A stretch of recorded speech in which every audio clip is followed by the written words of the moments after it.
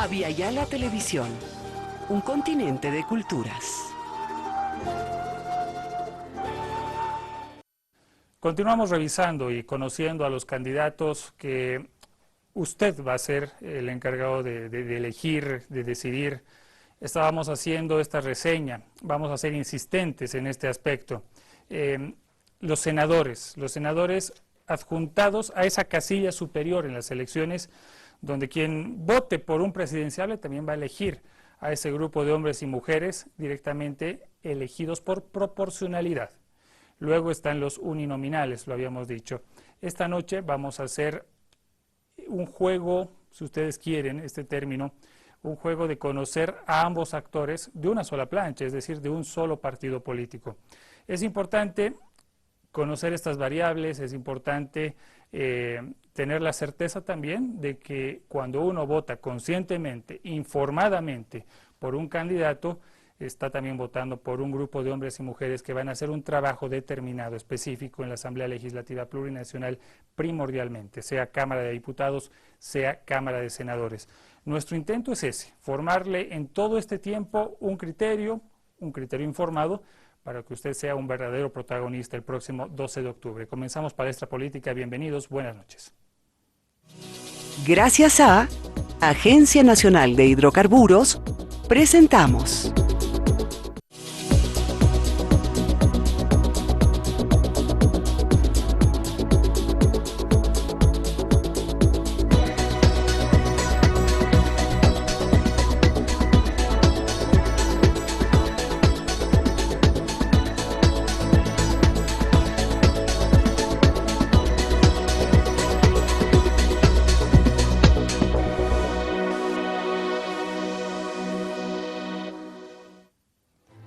¿Cómo están, amigos? Nuevamente el saludo hacia todo el país. Aviala sale en todo el territorio nacional gracias a la señal satelital de Entel.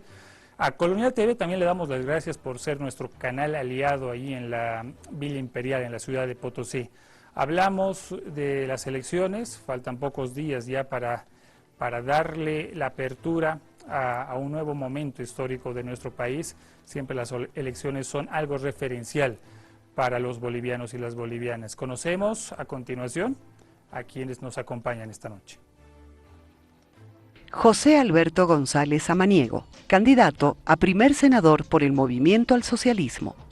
Mónica Eva Copa Murga, candidata a segunda senadora por el Movimiento al Socialismo.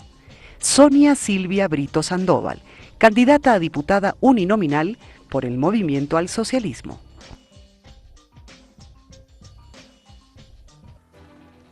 Lo que a continuación vamos a hacer es mostrarles en concreto el tema de la noche y el marco normativo que ya es característico en cada uno de estos escenarios.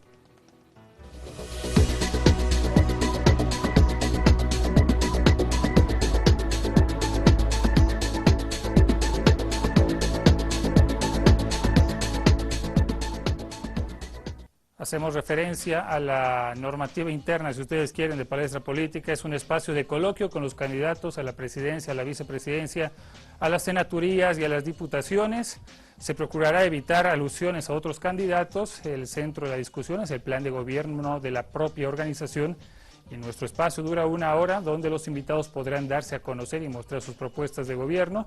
Y se pide a los candidatos y o candidatas responder puntualmente a las preguntas. Comenzamos. ¿Cómo están? Buenas noches, bienvenidos, bienvenidas, gracias por estar acá. Es un privilegio recibirlos. Vamos a empezar con las damas, como es natural en Palestra Política. Mónica, bienvenida, candidata a segunda senadora por el Departamento de La Paz. Sí. Cuéntanos, Mónica, ¿quién eres? ¿Cuál es tu historia detrás de ese nombre y de esa persona? Bueno, primeramente, muy buenas noches, agradecerles la invitación. Bueno, ya bien lo ha dicho, mi nombre es Mónica Eva Copa Murga, soy de la Universidad Pública del Alto, de la carrera de Trabajo Social, y bueno, muy agradecida, ¿no?, con el hermano Evo Morales por tomarme en cuenta, una joven mujer, en el proceso de cambio, ¿no? Mónica, ¿qué carrera estabas estudiando? ¿Cómo entras en la dirigencia ahí en la Universidad Pública del Alto? Bueno, la dirigencia que he llevado en la Universidad Pública del Alto ha sido desde que he sido delegada de curso de mi carrera. Posterior a eso he sido secretaria general de la FUL y actualmente soy el centro de estudiantes de mi carrera, ¿no? Estoy en la carrera de trabajo social. Y esto, ¿por qué he incursionado esto? Es porque siempre las mujeres hemos estado relegadas en el ámbito dirigencial. En mi universidad hay 35 carreras, ¿no? Y siempre han sido varones, e incluso en la mía. ¿Tu carrera era cuál, perdón? Trabajo social. Trabajo social. Sí. Y siempre hemos sido relegadas. Entonces, nosotras, al menos yo decía, ¿por qué nosotras las mujeres tampoco? ¿Por qué nosotras las mujeres no podemos incursionarnos en el ámbito de la política? Nosotros somos igual que los varones, pensamos igual, tenemos brazos, pies, ojos y podemos nosotras también estar ahí. Ha sido una lucha difícil, pero se ha dado. Ahora ya hay por lo menos unas 6 mujeres ejecutivas. De igual manera, mi carrera también ya hay equidad de género, hay varones, mujeres, en los cuales también nosotros podemos participar. Gringo, buenas noches, gracias por estar junto a nosotros, por ser tan gentil. ¿Qué te parece esta incursión de Mónica en un escenario complicado como es la política? No pregunto tantos datos biográficos porque de repente estarían de más hablar de ti mismo, ¿no? Cierto, bueno, primero... Es acompañante dentro de tu plancha, Así es. compañera del Senado, si es que las encuestas confirman una tendencia creciente del movimiento al socialismo en las elecciones. Así es. Bueno, en principio, Gabriel, agradecerte mucho por la invitación, un gusto estar en tu programa.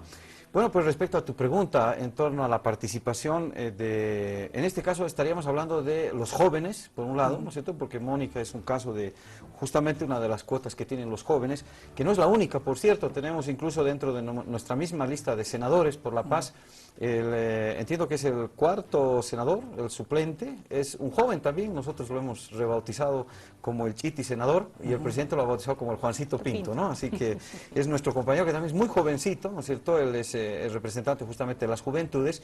Entonces, junto con Mónica, sin duda, si ellos llegan a que creo que es lo que va a suceder finalmente, que lleguen al escenario del Senado, sin duda va a ser pues una savia nueva, ¿no? Que va a llegar a ese escenario que, en particular el Senado, ¿no? Que se caracteriza siempre, o se caracterizaba siempre, ¿no es cierto? Hay que decirlo de esa manera, por ser un recinto donde más bien había gente mayor, ¿no es cierto? Un grupo de viejitos ahí que se sentaban un poco a ver cómo pasaba el tiempo.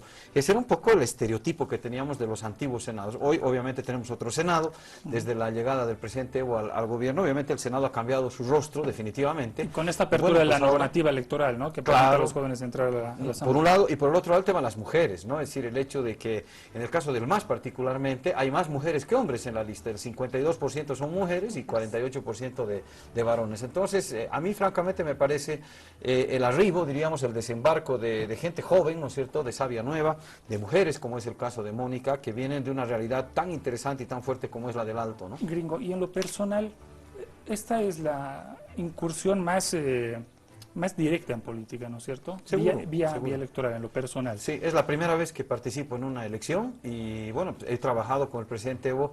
Fíjate, de los 8 años y medio que tiene el presidente en gestión, yo he trabajado 6 años y medio con él, ¿no? En diferentes funciones, pero sí, evidentemente es mi primera incursión en el ámbito electoral, ¿no? ¿Y hay nervios? ¿Hay miedo? De No, repente, no, miedo no, este miedo desafío es No, para diferente. nada, para nada. Sí da un poco así, un poco de adrenalina, digamos, el hecho de decir, estoy frente a un desafío tan fuerte como el que nos hace el presidente Evo, de estar a su lado, de formar parte de su equipo, y eso evidentemente pues nos impone una sobreexigencia, digamos, ¿no es cierto? No podemos negarlo. Por otro lado, ¿no es cierto?, un poco el hecho de lo desconocido, ¿no? Lo novedoso. Cuando uno ingresa en una nueva arena, siempre tiene ciertos temores, pero digamos que con el tiempo se van disipando, ¿no? Permíteme detenerme en ti un momento más. ¿En qué puede aportar un periodista al Senado Nacional? Han habido casos, ¿no? No la hemos visto en acción a doña Ana María Romero. Lamentablemente. Hubiera sido interesante ver esa fusión de periodista política dentro de la Cámara de Senadores, pero estaba Antonio Peredo en algún momento, Cierto. ¿no es cierto? Cierto. ¿En qué puede aportar ahora un periodista en el marco normativo boliviano? Yo creo que la ventaja del periodista es el hecho de estar permanentemente en contacto con la gente, ¿no? Sobre todo cuando uno hace ese tipo de periodismo. Es mi caso, ¿no es cierto? Me ha tocado estar acompañando, digamos, a muchos grupos de la sociedad, generalmente gente que tenía problemas, ¿no es cierto? Gente que vivía en situación de emergencia, gente que vivía en la pobreza o marginados, sin oportunidades. Entonces, de pronto el hecho de estar en contacto con esa gente, la posibilidad de estar alternando con ellos y conocer sus problemas, un poco te ha permitido llegar, digamos, a una suerte de diagnóstico, que es lo que creo que tienen que hacer todos los políticos, una suerte de diagnóstico. La diferencia, obviamente, entre un periodista y un político es que el periodista se queda en el diagnóstico, su trabajo es básicamente ese, ¿no es cierto?, presentar los problemas y, de paso, interpelar al dueño del poder para que lo resuelva. En el caso del político tiene que dar un paso más, ¿no es cierto?, que es justamente la resolución de los temas. Entonces yo creo que en mi caso particular siento que es una ventaja, digamos, en el hecho de haber estado trabajando permanentemente al lado de la gente, estar en contacto con la gente. Eso sin duda te ayuda a recorrer buena parte del camino. Digamos que llegas munido de mucha información, sabiendo quizás cuáles son los problemas, las necesidades, las urgencias de la gente, y lo que tienes que hacer ahora básicamente es ponerte manos a la obra para trabajar y tratar de resolver las expectativas que tiene la gente, los problemas de la gente, ¿no? Muchas gracias, gringos. Sonia Brito, doña Sonia Brito, gracias por estar con nosotros. Circunscripción número 8. Así es, Gabriel, gracias por la invitación, muy buenas noches.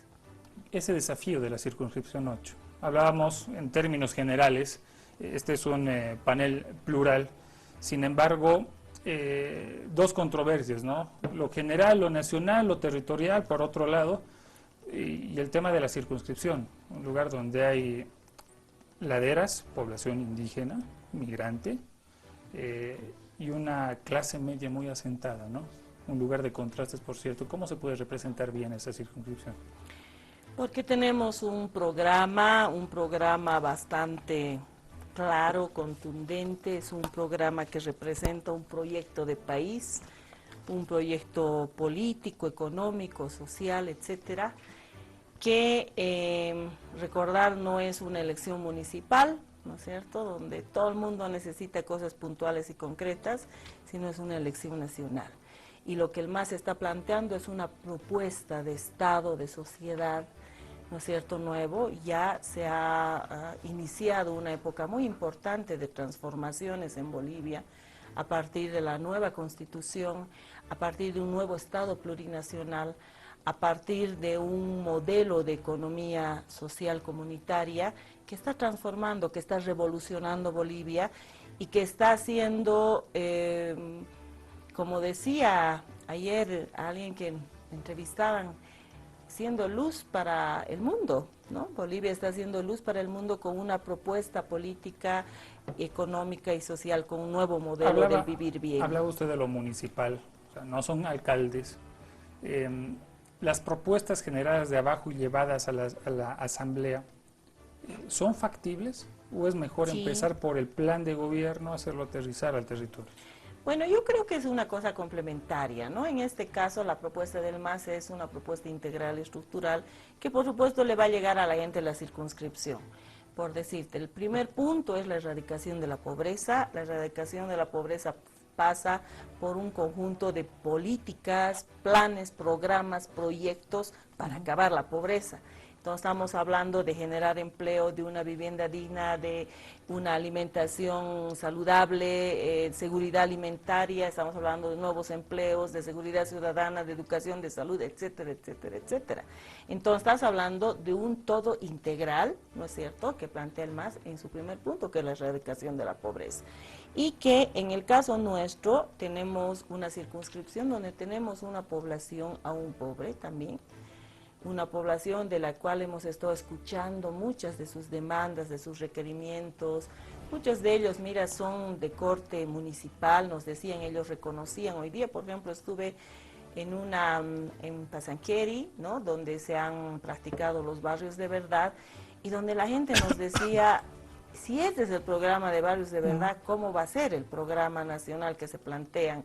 Nosotros queremos estar en el MAS porque vemos en el MAS una esperanza, porque vemos que el MAS sí nos va a dar empleos, trabajo, salud, educación. Yo escuchaba eso y justamente conversaba con ellos, decía, ¿y qué demandas particulares tienen? Yo decía, si hay empleo, si se está viendo cómo progresamos, ahí queremos estar. Entonces, una propuesta puntual que nosotros estamos planteando, no solo para nuestra circunscripción, sino para La Paz, es que en el plan, en la propuesta del MAS, estamos hablando de convertir a La Paz en un polo de desarrollo. Estamos hablando que La Paz va a ser una propuesta, o sea, tiene un plan ya, un pacto por la paz, ¿no es cierto?, que busca ser un polo de desarrollo, pero además estamos viendo la paz metropolitana.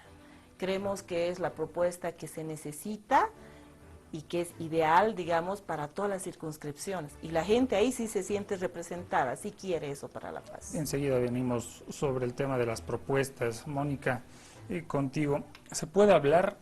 Vuelvo a insistir en el tema de las encuestas, ¿no? O sea, es altamente probable. ¿Por qué hago referencia a esto? Hay algunos partidos que están en contienda electoral que en el caso de La Paz no tienen tercer senador y no tienen cuarto senador. Es como si hubiese un cálculo estadístico acerca de sus posibilidades. ¿Podríamos hablar, Mónica, de una Mónica antes y después de entrar al Senado o no? Yo creo que antes mi visión era otra, ¿no? Yo siempre era de las personas que decía, ¿por qué no hay esto? ¿Por qué no hay el otro? Me quejaba, ¿no? Y ahora me ha tocado a mí entrar en este ámbito y soy yo... de demanda, de reclamo. De reclamo. Y ahora me ha tocado en el ámbito de que yo tengo que llevar propuestas, vengo de una Casa Superior de Estudios, en la cual se pueden realizar proyectos para erradicar lo que decía Sonia, la pobreza, crear en el punto número 4, como decías, que recién va a venir el tema de las propuestas, lo que es revolución, ciencia y tecnología, es lo que nos interesa a nosotros, para que nuestra ciudad pueda potencializarse, el tema de la industrialización y otros. Yo creo que va a venir una Mónica renovada, como se está renovando el MAS, bien lo ha dicho el hermano Gringo, somos 5 jóvenes los que estamos yendo aquí y otros más, ¿no? Y nosotros estamos en el proceso de cambio porque hemos visto una esperanza, como ella decía, un cambio verdadero para nosotros. Evidentemente la pobreza no se ha eliminado, aún está ahí, pero en 9 años hemos podido conseguir la dignidad del boliviano, la soberanía y los recursos naturales, ¿no? Bien, Mónica. Gringo, hay el Senado y la Cámara de Diputados, es un escenario donde hay tensiones muchas veces, ¿no? Estas tensiones, permítanme clasificarlas un poquito. Lo local, lo regional, lo nacional, ¿no? La posición individual, una tensión. Dentro del Senado mismo, la voluntad propia, la voluntad de los demás. ¿Cuán eficiente puede ser el trabajo de un candidato a legislador para decirle a la gente, a la población, yo voy a cumplir y voy a poder hacer parte de lo que tú has dicho en tu anterior intervención, no sé, interpelar al poder, que será una función natural tuya, tú lo has descrito. En un lugar donde hay tanta tensión, ¿es factible hacer las cosas? Yo creo que sí, ¿no? En todo caso, estamos apuntando a la posibilidad de, ojalá así se den las elecciones del próximo 12 de octubre, yo creo que es inherente a la gobernabilidad la posibilidad de tener mayoría en el Senado. Le ha tocado vivir al presidente Evo durante la primera gestión justamente una circunstancia distinta. Durante el primer mandato de Evo, recordarán ustedes, el MAS no tenía la mayoría en el Senado y evidentemente era muy difícil gobernar de esa manera, ¿no es cierto? Porque recordarán ustedes, es justamente el Senado una instancia importantísima, fundamental para el tema de la aprobación de leyes. Entonces, yo creo que ese es un asunto importante. Yo creo que la gente aquí tiene que pensar seriamente, quizás no tanto en el Senado, digamos, porque finalmente se resuelve vía votación del presidente, pero en el caso, por ejemplo, de la Cámara de Diputados, donde están los uninominales, y aquí este dato a mí me parece fundamental, o sea, que la gente lo sepa, porque es importante votar recto, y aquí no estamos amenazando con chicotazos ni con apalear a nadie, absolutamente nada. Es la única forma de asegurarte, ¿no es cierto?, que puedas tener gobernabilidad, porque de pronto se va a repetir, se podrían eventualmente repetir, nadie lo quiere, esos viejos escenarios donde con maletines, donde con arreglos, con cuestiones tremendamente turbias, a veces tenía que sacar adelante la aprobación de una ley. Nosotros estamos apelando a la conciencia de la gente y demostrándoles que la eficiencia que ha tenido la Asamblea Plurinacional en este tiempo, la cantidad de leyes que se han aprobado y la forma en la que se lo ha hecho, además leyes que han sido fundamentales, diríamos, para cambiar la historia económica, política, social de nuestro país, eso ha sido posible justamente porque existe la posibilidad de trabajar allá. Hay mucha gente, y sabemos que desde la oposición están tratando de meterle un poco de temor a la gente, diciendo esto se va a convertir en una dictadura, esto va a ser secante. Utilizaban el término aplanadora, ¿no? Aplanadora, el rodillo Sí, en los 90, sí. etcétera. Sí, evidentemente. Pero eran evidentemente unas aplanadoras que funcionaban con otras características. Eran 3, 4, 5 partidos que se juntaban, hacían una alianza a la fuerza, ¿no es cierto? Se repartían ministerios, se repartían prebendas, se repartía plata, es decir, era un trabajo absolutamente prostituido el del Congreso Nacional, ¿no es cierto? Entonces, evidentemente lo que se ha podido avanzar ahora en términos de leyes, en términos de los proyectos que tiene el Ejecutivo, porque no te olvides tú de lo siguiente, es decir, en tanto y en cuanto tú no tengas la posibilidad de trabajar armónicamente y coordinadamente con la Asamblea, ¿no es cierto? No vas a poder gobernar, vas a tener muchas dificultades porque la Asamblea se te convierte en una suerte de traba, en un obstáculo, ¿no es cierto? Porque sería interesante que te dijeran, bueno, vamos a cumplir nuestra función de fiscalización, ¿no es cierto? Y a partir de eso, cualquier cosa que tú no hagas bien, yo te voy a observar, sería fantástico, pero eso no existe. Desgraciadamente, las pocas veces que la oposición tiene la chance de oponerse u obstaculizar cualquier proyecto del Ejecutivo, es justamente en ese tono, en el tono de descalificar por descalificar, ¿no es cierto? Y en muchos casos a la expectativa de una resolución prebendada. En ese sentido, la siguiente pregunta, ¿no? Haciendo cálculos vamos a poder sospechar más o menos, quién va a estar, quién no va a estar. ¿Tú estás hablando de dialogar con la oposición? O sea, ¿se puede hacer eso? Es decir, mira, yo creo que lo que está pasando ahora en la campaña es un ejercicio de lo que va a pasar seguramente más adelante. Es decir, una oposición que no tiene propuesta, que no ofrece nada, una oposición que lo único que hace es insultar, descalificar, utilizar diatribas, mentir. Es decir, yo me pregunto, presidente, ¿vale la pena sentarse a siquiera escuchar a gente que está con esa actitud? A mí me parece que es ocioso. Sin embargo, fíjate tú que habrá que ver, no habrá diálogo, que llegar... sí. No, es decir, a ver, en este momento es prematuro porque no sabemos cómo va a estar finalmente constituida la Asamblea, pero digo yo, si la oposición no modifica su actitud y mantiene este carácter o este perfil que le ha dado a la campaña, que es pegar, oponerse, insultar, descalificar, etcétera, y digo, es decir, no sé realmente, primero no sé hasta dónde van a llegar con eso, yo creo que ya la población está harta de que la oposición lo único que proponga son descalificaciones, insultos y mentiras, ¿no es cierto? Entonces, yo creo que en tanto y en cuanto la oposición no modifique esa actitud, ¿no es cierto? Es decir, yo creo que primero no sé cómo le verán las elecciones, es decir, dudo que a la gente le guste este tipo de campaña, cuando nosotros estamos saliendo a golpear puerta a puerta, lo hace Sonia, lo hace Mónica, lo hacemos nosotros, puerta a puerta, yendo donde el vecino y decir, mire, aquí tenemos 12 buenas noticias para usted, señora, le ruego, por favor, léalas, es el compromiso que está haciendo con usted el presidente Evo para los próximos 5 años, un presidente que cumple, además, ¿no es cierto? Frente a eso, ¿no es cierto? Que salgan en los medios, porque ni siquiera se toman la molestia de ir a las casas a visitar a la gente, ¿no? A través de los medios, prenden el ventilador y empiezan a repartir toda la miseria, ¿no es cierto? Entonces así la gente un poco se cansa, ¿no? Entonces yo digo, mira, abrigo la esperanza de que no suceda lo mismo una vez que se instituya la Asamblea Plurinacional, independientemente de la composición de la misma, de las fuerzas y todo aquello, ojalá la oposición tenga una actitud propositiva, ¿no es cierto?, que es lo que queremos todos, ¿no? A Gringo lo noto un poco confiado en el tema del Senado, sin embargo en diputados son más y los criterios de distribución son mucho más complejos, Doña Sonia, ¿cómo se imagina esa Cámara de Diputados? Creo que va a haber una presencia contundente del MAS y no estoy de acuerdo con esa visión tan formal de democracia, ¿no es cierto? La democracia lo estamos haciendo ahora cuando hay una irrupción de organizaciones sociales, movimientos populares, sindicales, organizaciones de mujeres, juntas de vecinos, de niños, etcétera. Los niños, ¿no? Comentábamos, increíble, los niños son edistas 100%. Son pero los bueno, que más se emocionan. Si votaran ellos, decíamos, ¿no? Sí, ganaría Evo por goleada, porque 100%. todos los niños impresionantes, chiquititos, Evo, los veíamos. Entonces tú ves de repente una presencia del pueblo, ahora, ya, en el MAS, ¿sí? Es una cosa envidiable, que nos envidian en todas partes del mundo, que tengas una central obrera, una confederación de campesinos, organizaciones sindicales, organizaciones de mujeres en el MAS. Y esa es una forma nueva de hacer democracia, o sea, estamos consensuando primero con la sociedad para hacer gobierno. La democracia, según usted, doña Sonia, se ha mudado de vecindario. La democracia está cambiando en Antes estaba en los márgenes, en las fórmulas, en las distribuciones. Claro, la democracia burguesa, oficialista, muy occidentalizada es esa, ¿no es cierto? Pero de repente ahora en Bolivia estás encontrando un proyecto casi hegemónico, podríamos decir, no lo sé, un proyecto sí mayoritario, donde la gran cantidad de este pueblo boliviano está apostando a un proyecto de país. Entonces no sería coherente que tengas un órgano legislativo donde no haya pues presencia de ese pueblo que ahora ya está organizándose en el MAS.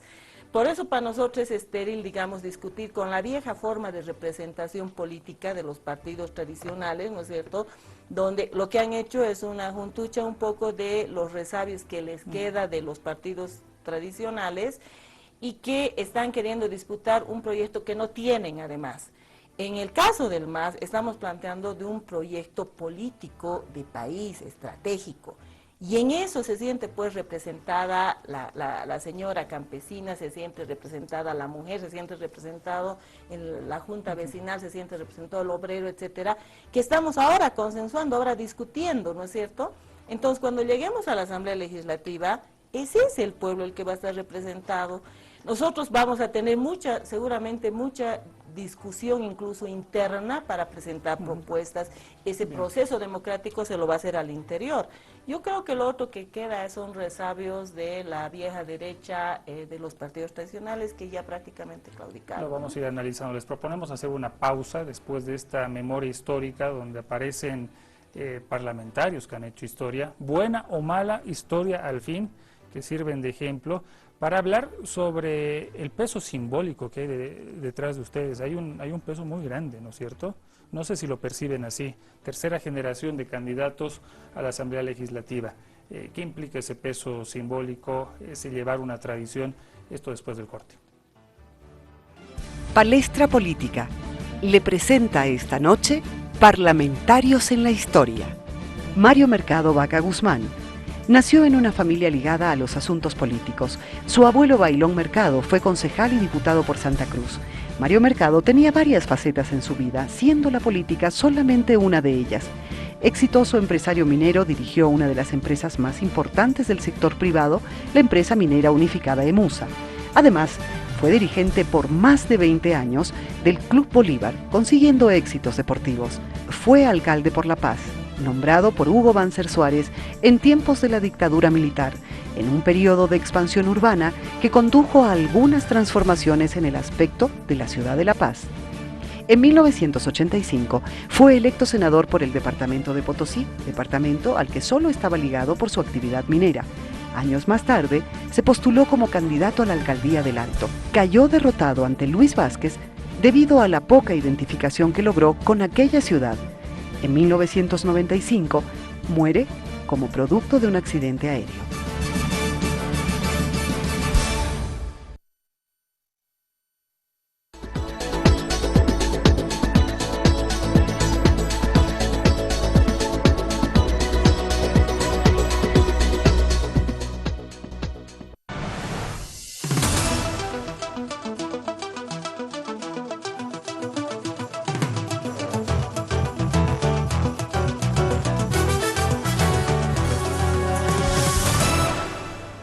Estamos conociendo a los candidatos por las principales senaturías de La Paz en el movimiento al socialismo y también está junto a nosotros la candidata por la circunscripción número 8, aquella circunscripción que comprende Sopocachi, San Pedro, Llojeta,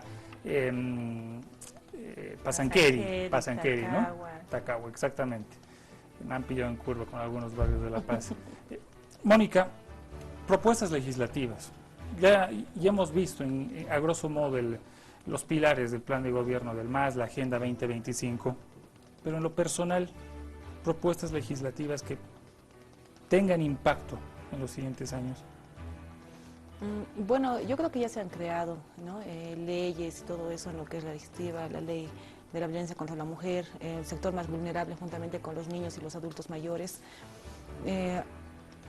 Pienso yo que debemos ir a dar continuidad a eso, ¿no? Y reforzarlo más aún en el tema de seguridad ciudadana, en el tema de que podamos de una vez potencializar nuestro país, en el tema de industrialización, en el tema de científico, ¿no? Y otras cosas más. Al menos yo estoy muy contenta con la composición que se ha hecho en el tema del Senado con el hermano Gringo, Jorge y Selma, que venimos de diferentes sectores, en los cuales vamos a poder combinar todas las necesidades que tenemos yo como joven, ellos como clase media, clase indígena y otros, ¿no? Con ver qué necesidades tienen y poder implementar, ¿no?, nuevas leyes, ¿no? ¿Tienes algo en mente, algo concreto, desde tu formación dirigencial, desde tu formación profesional? ¿Esto hace falta y esto hay que hacer? Sí tengo algo en mente, pero espero primero consultar bien, ¿no?, analizar esos temas con los que vamos a ir a la Cámara Legislativa y poderlo plasmar. Gringo, hay pendiente una ley de acceso a la información, ¿no? Sí. Que en algún momento ha sido muy cuestionada por esas, eran excepciones, ¿no es cierto? Sí. Excepciones de la Sí. ley de acceso a la información.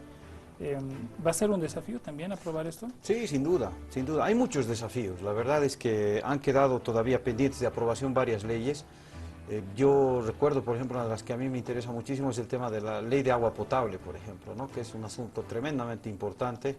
El agua es vida, el agua es un derecho, así lo ha determinado Naciones Unidas por iniciativa de nuestro presidente Evo. Y yo creo que es uno de los temas que está pendiente ahora mismo, ¿no? El tema de la ley de medio ambiente, que es otro asunto que es tremendamente delicado, que es muy importante. Y hay otras leyes, ¿no?, que si bien están, ¿no es cierto?, existen, pero o porque no se las ha reglamentado bien, o porque no se las reglamentó definitivamente, o porque las leyes mismas carecen de algunas incoherencias, o de pronto están un poco desconectadas con este nuevo tiempo que vive nuestro país, han quedado un poquito rezagadas, ¿no? Es decir, una en particular que también a mí me interesa mucho es la ley del medicamento, ¿no?, que es una de las leyes que amerita una importante revisión y una serie de cambios fundamentales, ¿no? Comentarte simplemente en lo personal, mis inquietudes van más por el tema de ofrecerle a la gente la posibilidad de tener una puerta abierta. Yo creo que ese es un tema que me voy a encargar de poner de manifiesto permanentemente. Me va a encantar poder estar siempre con la puerta abierta, atento al contacto con la gente. Ha sido una característica en mi trabajo en el consulado en Argentina. Lo ha sido en los medios de comunicación, la posibilidad de estar en diálogo constante con la gente. ¿En qué se concreta esto? ¿Vas a poner una oficina ¿Dónde? donde? No, va a haber una oficina en la asamblea donde la gente puede entrar, no va a tener que pedir Porque la audiencia. propuesta de algunos Sí. candidatos era Sí. descentralizar un poco, ¿no? Sí, no va por ahí, porque descentralizas y pones ahí a un ayudante, a un asesor, a una secretaria. No, a mí me va a gustar estar con la gente. Vamos a tener, seguramente nos darán algún espacio ahí en la asamblea, no conozco los pormenores, pero donde estemos, ¿no es cierto?, vamos a tratar de estar en contacto y obviamente salir, porque la gente posiblemente no tiene ni el tiempo ni las ganas y posiblemente no se anima a entrar a esos espacios considerando que son recintos casi sagrados, ¿no es cierto?, para nada. Entonces vamos a tratar un poco de romper ese tema, ¿no es cierto?, de esa suerte de distanciamiento, de frío que podría eventualmente existir entre la población, el pueblo, la gente y un parlamentario. Ese es un tema. Y el segundo tema, la posibilidad de estar atentos a las iniciativas de la gente. Yo te comento que he estado saliendo en algunas entrevistas y he llamado a la gente a que se acerque. No tenemos una oficina ahora mismo en la Plaza Villarroel, pero después igual cuando nos vea en la calle, que nos aborde y nos diga, mira, yo tengo esta inquietud, tengo esta idea, tengo esta iniciativa. Fíjate, desde que lancé esa idea me han llegado una gran cantidad de ideas, fíjate, de gente de la calle, que algunos han ido a buscarme a la casa de campaña, otros me han abordado al paso y me han dicho, mira, Gringo, esto tenemos que ayudar y yo te voy a ayudar porque yo soy abogado, porque yo soy esto, lo otro, y tengo ya un proyecto, entonces me va a encantar trabajar contigo. Mira, algunas de las cosas que me han ido llegando así, ¿no es cierto?, sin proponerse hacer un listado, pero fíjate de las cosas que nos han llegado. Un ejemplo, la ley de identidad de género, ¿no? Es decir, una persona que toma una opción sexual, ¿verdad?, y dice, yo voy a ser ni hombre ni mujer. Y en un carnet, en un documento, ¿verdad?, le ponen ahí, ¿no?, lo que es él, ¿verdad? Pero no se condice con lo que él es, no condice con lo que él siente. Entonces, es una matrimonio igualitario o unión civil ese es otro igualitaria. tema, ¿Sí? es otro, que no va por ahí. Gringo González sí lo va a hacer, sí lo va a impulsar. Lo que yo voy a hacer es, en determinado momento, manifestar mi posición, ¿no es cierto?, que la tengo, por supuesto, asumida y es a favor, obviamente. Pero este es un tema que tiene que provenir de un debate. Es decir, esto no se va a hacer porque a mí se me ocurra que ahora hay que hacer la unión. Para nada. Es decir, este tiene que ser un proceso de debate en el que participen todos, como se hacen todas las leyes, pues, ¿no? Es decir, aquí un poco le han tildado el San Benito a los parlamentarios de levantamanos, ¿no es cierto? Bueno, primero y principal, en términos estrictamente lingüísticos, levantamanos es el que levanta la mano para aprobar. Es decir, si no levantas la mano, nunca se van a aprobar las leyes. Entonces, eso de levantamanos es muy relativo.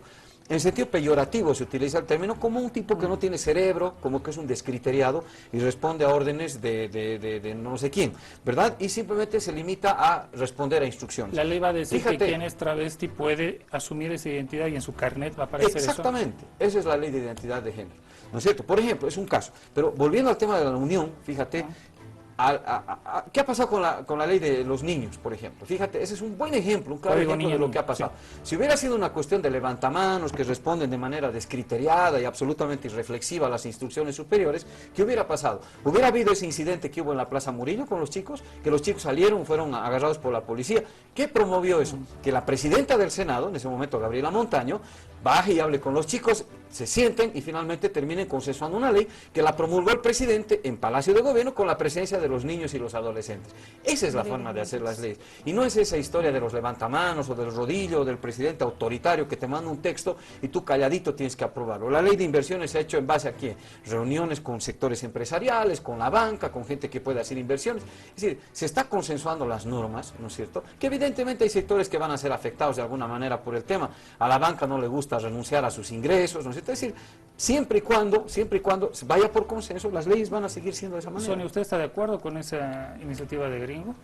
Sí, me parece interesante, por supuesto. Nosotros estamos todos los días conversando con la gente y lo que dice la gente es lo que nosotros tenemos que hacer. Es el soberano y nosotros, en este caso, los legisladores. Ahora ya está Pero- metida la Iglesia Católica, la Iglesia Evangélica, por ejemplo, en Pero el hay que tema... convocarlos, que vengan y que digan los Hay que conversar. Hay que conversar. Hay que dialogar, hay Pero que seguro, recoger ¿no? propuestas, hay que ver el derecho de todas las personas, ¿no es cierto? Entonces eso hay que conversar. Es un proceso. Pero hay un tema que, digamos, A ver. a mí me parece muy importante. Nosotros hemos cambiado el Estado. Vivimos ahora con una nueva constitución, un Estado plurinacional. Y se necesita pues, desmontar toda la normativa del Estado anterior, del viejo Estado republicano. No se acaba con eso. O sea, estamos hablando que no tienes tú un código penal, un código civil que responda al nuevo Estado plurinacional. Entonces, las tareas que tenemos nosotros son de gran envergadura. No solo es la iniciativa de una u otra buena idea, que por supuesto las hay. De lo que se trata como legisladores, ¿no es cierto?, es que tenemos que adecuar ahora la nueva normativa jurídica a ese nuevo Estado plurinacional. Tenemos que cambiar. Hemos visto que lo que no funciona aquí es la justicia, y hemos visto que eso supone también cambiar varias desde el enfoque, desde la Hay una mirada propuesta la de ley. reforma constitucional, ¿no? Si no es adelantarnos, Sí, ¿qué ha fallado en el tema? O sea, nosotros lo que pensábamos y evaluábamos en algún momento acá era que o sea, la metodología no es la conducta misma, ¿no es cierto?, de la elección en el caso de los magistrados. O sea, si quitamos la elección o si la seguimos manteniendo, no afecta el conjunto, sí afecta a Mónica. Bueno, en el tema de la elección de los magistrados, yo no entiendo por qué todos le echan la culpa al gobierno. El gobierno no lo ha elegido el pueblo. Ha sido una elección, ¿no? Democráticamente, ahí están los resultados. Y como dice Sonia, es un arduo debate, porque todos queremos justicia. Y a veces la justicia nos engaña, nos miente, o al final no hay justicia, ¿no? Y eso no es culpa del gobierno. Este es un proceso que se tiene que dar paulatinamente, y entre diputados y entre senadores, organizaciones sociales y todo el pueblo tenemos que encontrar una solución a esto, porque todos queremos justicia y hay que empezar a generar eso, ¿no? Gringo, el tema de la justicia. Fíjate que antes cómo se elegían a los magistrados, ¿no? Eran los diputados y los senadores, ¿no? Y ahí se tejían los acuerdos, Sí, ahí sí, se sí. hacían las... O sea, en el mejor de los casos, ¿cuántos eran? 130 diputados y 27 senadores. Entre 157 ciudadanos, que nunca era por consenso, ponle 100 ciudadanos, elegían a quienes iban a ser los una magistrados. cuota que se repartían. Era pues, además que era un pasanaco, es decir, una situación realmente vergonzosa, bochornosa. Cada partido tenía un área de la justicia, ¿no es cierto? Tenían sus jueces, sus fiscales, estaba todo cuoteado, digamos, ¿no? De esa manera tan perversa. Fíjate, esta vez se hizo un intento de que sea el pueblo el que elija a sus representantes. Con una preselección, sin embargo. Con ¿no es una cierto? preselección, de acuerdo, De perfecto, requisitos. pero de alguna forma tenías que llegar a un momento en el que la gente tenga para elegir. Pero fue finalmente la gente la que eligió. Y yo te digo, seguramente han habido funcionarios que han llegado con 1000 votos o con 2000 votos. Claro, tú dices, frente a 10 millones de habitantes, ¿qué son 2000 votos? Nada, pero son más que los 130 que elegían antes, ¿de acuerdo? Ahora, estamos en una etapa El tema intermedia. no pasa por el método de elección. Yo creo que pasa un poco por ahí. Y ese es un tema que hay que caramba, acordar ahora. Yo creo que ese es el tema y precisamente parte de las propuestas que tiene el movimiento. El presidente ya lo ha dicho, vamos a hacer la gran revolución en la justicia. Es decir, la justicia como está no puede continuar. Lo ha apuntado nuestra compañera Sonia, que la estructura jurídica responde a otros tiempos. Es otro momento muy distinto el que vive nuestro país, nuestro Estado, entonces amerita hacer una reingeniería de toda la estructura jurídica, de todas las leyes, de todas las normas que hay en nuestro país. Estoy exagerando quizás al decir todas, pero habrá que hacer un tamiz, ¿no es cierto? Y decir qué es lo que sirve, mantenerlo, lo que no sirve, descartarlo, qué falta, qué sobra, ¿no es cierto? Ese es un elemento. El segundo elemento es que se tiene que definir, por ejemplo, esto. ¿Quién va a elegir finalmente a los magistrados? ¿Quién va a elegir al fiscal general? ¿Quién va a elegir a los jueces? ¿Quién va a elegir a los fiscales de distrito? ¿Quién y cómo? ¿No es cierto? ¿Dónde se va a dilucidar esto? ¿Dónde se va a dilucidar cuánto necesita la justicia para operar bien? ¿Dónde se va a dilucidar de qué forma tienen que capacitarse los actores de la justicia en el futuro? Todo eso se debe definir en una suerte de asamblea que propone el Movimiento al Socialismo y es parte del programa de gobierno, una asamblea en la que justamente se revisen todas estas cosas y tenga la principal característica esta asamblea de la participación social. Es decir, no van a ser 4 o 5 eruditos o 5 iluminados en un cuarto que van a determinar todo esto, sino va a ser con participación social. Los actores directos e indirectos del tema judicial van a participar allí y vamos a sacar una suerte de ley, digamos de ley marco, que va a ser sometida a referéndum. Ahora, será fácil hacer esto porque hay grupos en nuestra sociedad de cuño duro, ¿no? Sí, de acuerdo, cuño duro. de acuerdo. O sea, eso pasa. No sé si es solamente el tema normativo, ¿qué pasa con el tema logístico? Acuérdense lo que sucedió con los médicos, ¿no? Las 8 horas y la explicación acuerdo, sistemática, de acuerdo. etcétera. La famosa cumbre de justicia por querer reestructurar las cosas, un tema pendiente está la reestructuración de la Caja Nacional de Salud como correlato de eso, lo recuerdan bien. ¿Será que hay la posibilidad, la voluntad también de los sectores de justicia para abrirse ese cambio? Porque les van a decir como legisladores, aquí el problema es logístico, necesitamos más juzgados, más infraestructura, más presupuesto. No, de ninguna manera que solo es eso. Indiscutiblemente se requiere una mayor institucionalidad, ¿no es cierto? Además que vaya a todos los sectores. Si tú vas a los pueblos, imagínate cómo funciona la justicia, ¿no es cierto? O sea, la justicia no está concentrada solo en Sucre, ¿no? La justicia se supone que tiene que estar a lo largo y ancho de nuestro territorio. Pero el tema no pasa solo por eso, que tiene que haber un gran diálogo, tiene que haber un gran debate nacional, yo creo, sobre este tema. Todos estamos convencidos de que no está funcionando bien la justicia, entonces tiene que modificarse muchas de las cosas, eso no está funcionando bien, entonces hay que cambiar y hay la voluntad política de nuestro gobierno de hacerlo. Entonces yo creo que hay que hacer un gran diálogo, un trabajo con el órgano judicial, por supuesto, con la sociedad civil, con el órgano ejecutivo, con todo el mundo. Hay que empezar a rediscutir de lo que está pasando con la justicia y hacer una propuesta que vaya en la línea de lo que es el nuevo Estado plurinacional. Insisto, mientras todavía creamos nosotros que la justicia comunitaria no sirve porque tenemos una visión tan occidentalizada que no queremos comprender que hay otras formas de entender la vida, ¿no es cierto? Y no estamos respetando nuestra pluridiversidad, etcétera. Entonces, es necesario más diálogo nacional. Les propongo hacer un corte luego de esta pausa histórica. Al final las conclusiones y más temas de análisis con nuestros invitados. Palestra Política.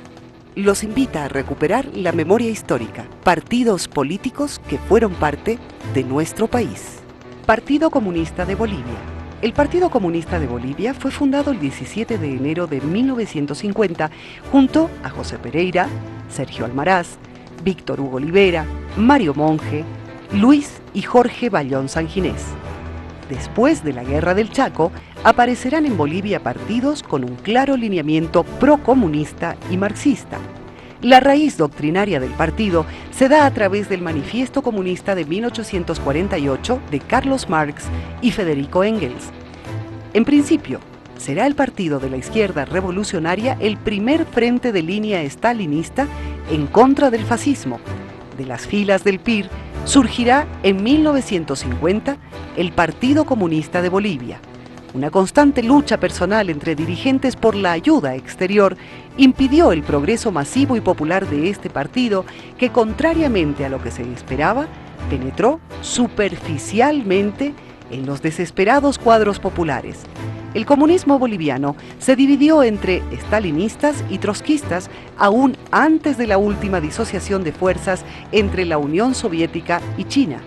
El Partido Comunista Boliviano fue integrante de la UDP en 3 elecciones y gobernante de 1982 a 1985, y se lo considera el más coherente y serio entre toda la izquierda diseminada y avergonzada de un marxismo del que muy poco se sabía.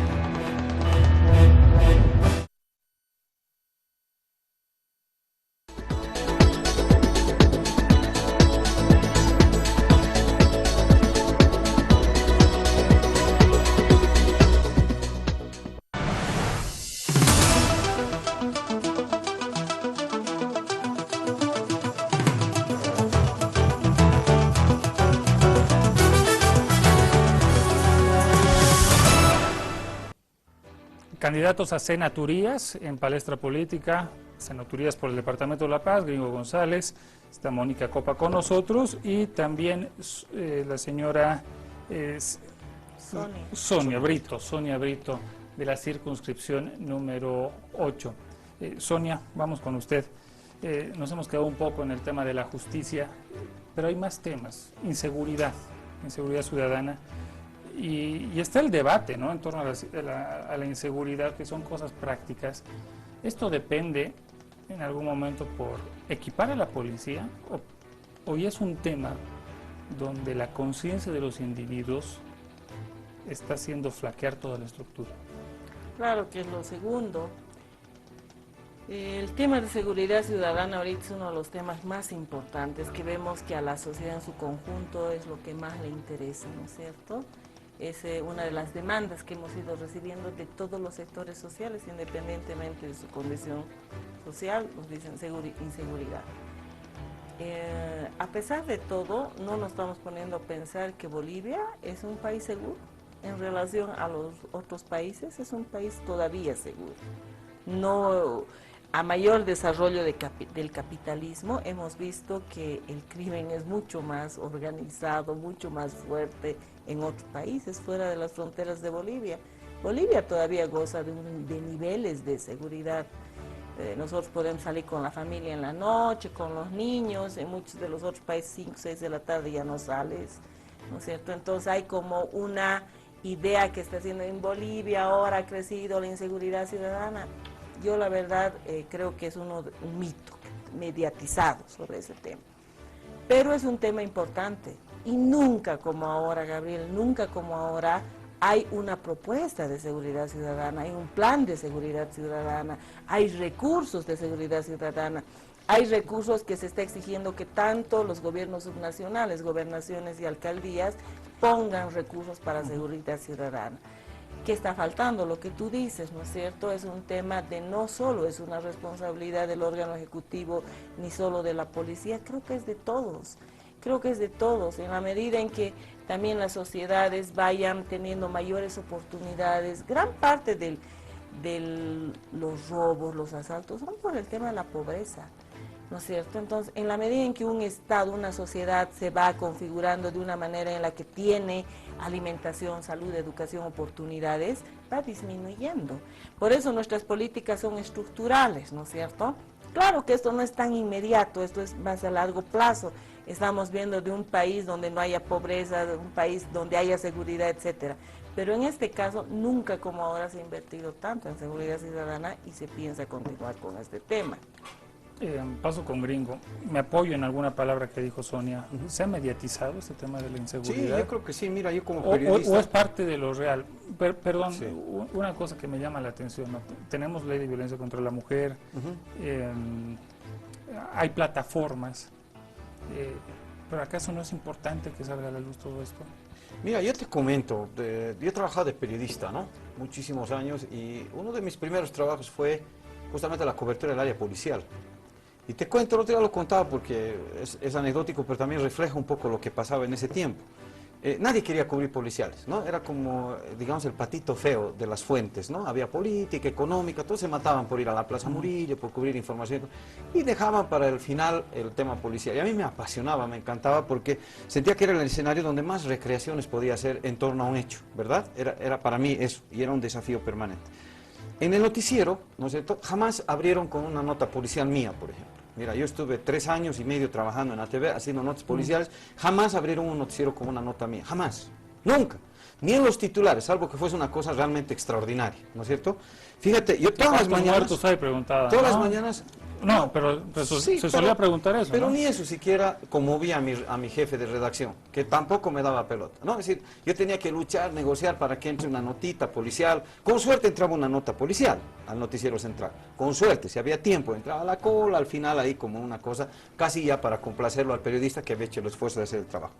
Todos los días me llegaba un parte policial del 110, de Radio Patrullas, que era un papel copia hecho con carbónico, ¿no? Que seguramente algún cabo, algún sargento lo hacía a máquina, y nos pasaba un resumen de todos los hechos policiales, ¿no?